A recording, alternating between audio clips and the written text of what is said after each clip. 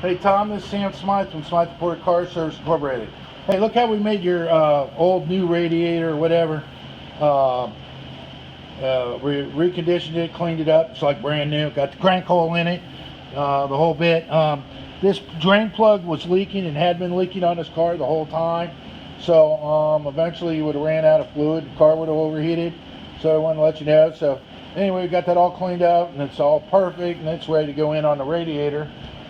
Here's your timing chain tensioner, brand new timing chain on this thing right now. So the double roller, you have no play. This little piece that has a groove in it that the adjuster was sticking in, so you won't stick in it anymore. So that's really tight, perfect. You can see the two notches here and there in time, and the rotor button's pointing at number 1.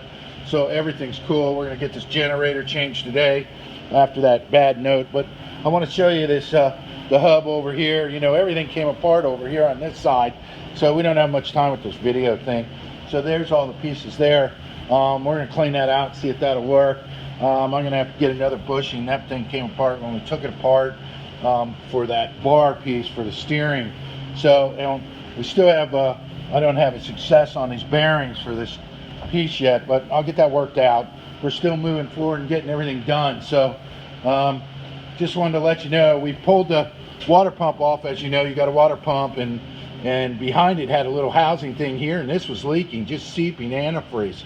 So you actually had 2 leaks and then 3 leaks. The actual seal that went on the front timing cover, where the front timing cover is, here it is. It's all cleaned up. See how it looks nice when it goes on there. It'll be, you know, really gorgeous and the whole bit. But that's it. So want to let you know about that too.